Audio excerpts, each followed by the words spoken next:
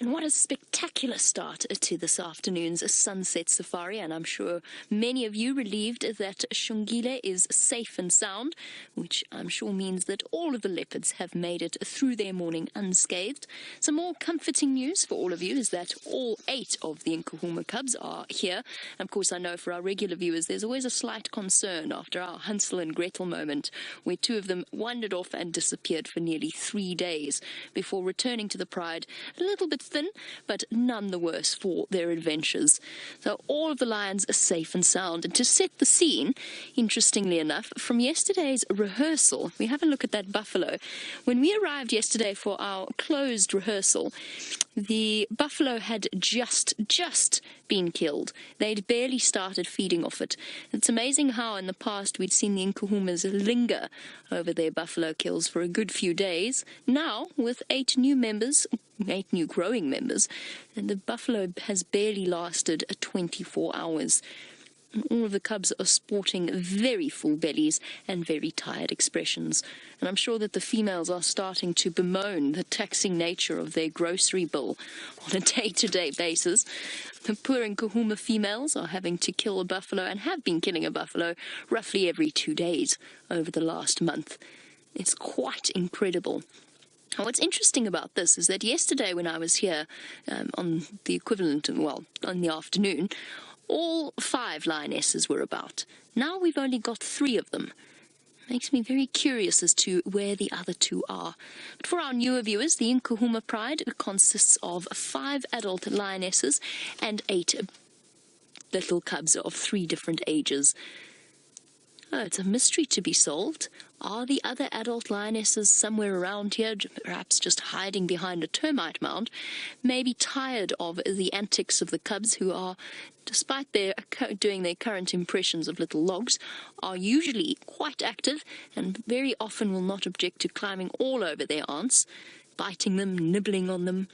Perhaps the aunts have decided to take a break, the 2 lionesses without cubs. The mothers, of course, don't have that luxury. They've got to stick around and make sure all cubs are present and accounted for and protected. Yesterday, during our rehearsal, we were sitting here with the buffalo kill, and our favorite short-trunked elephant decided to come wandering in and promptly chased the lions off their buffalo kill and sent them scattering into the bushes. It was thoroughly entertaining to watch because one lioness was so determined not to give up their buffalo kill that she actually charged the elephant that was chasing her, only to think twice about it very quickly and go disappearing off after the rest of the pride. They then proceeded to use my vehicle as a way of sneaking back to their buffalo kill, and as you can see, they have not been permanently displaced. They've just simply dragged it a little way underneath a tree. Now, who knows what could happen this afternoon? There are so many elephants around and about on Djuma. We could actually see a repeat performance of yesterday afternoon. Now everybody seems thoroughly settled, and what a wonderful way to spend a lazy Tuesday. I'm sure you're all keen on finding out what's happening with those leopards. Let's see how Brent is getting on in the search for the missing 2.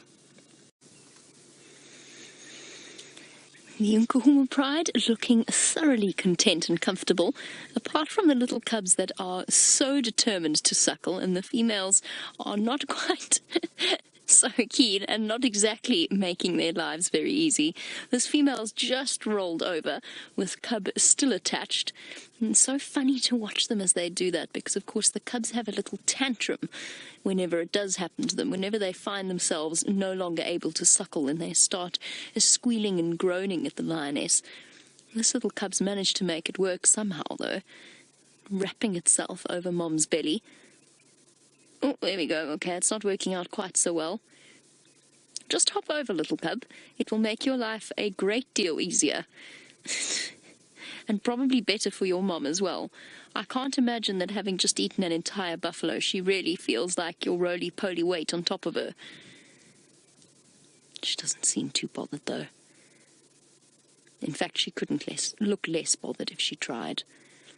A puddle of cubs, all piled on top of each other. It's quite a chilly day this afternoon. It's 21 degrees centigrade, which is 69 in Fahrenheit. So they're all keeping each other warm. And Kanad, you wanted to know, and I think very aptly so, you wanted to know how many hours a lion will sleep for. It depends on what's happening in their lives. If they've got a kill like this and they don't have to worry too much, there you go. Mom's decided to just give in. Might make things easier. Sorry, Kanad. Distraction by Rolling Lioness. It depends on their circumstances. In a situation like this, where they have a kill that they've been feeding on full bellies, they don't have to worry too much for now about their next meal. They can sleep for up to 20 hours a day, catnapping on and off. The cubs less so, just because they have lots and lots of energy, just like children, to get rid of. They'll start bounding around with each other, playing with each other, and that's something we can expect to see on this cool afternoon once they do decide to wake up. And they tend to keep their mothers awake as well. But on other days, when the lions haven't eaten for a while, they'll get up and they'll move almost constantly, restlessly, particularly at night, but even during the day, on a cool day like today, in search of food. And I think it's safe to say these lionesses will not be here by tomorrow morning. They'll be up and about, searching for their next meal. Oh, flop down. For the moment now, they're giving us a perfect example of what a champion sleepers lions can really be. I think if they were a gold medal, they might win it. But will an ear twitch? Will the cubs get up? Will a lioness roll over? Stay tuned to find out.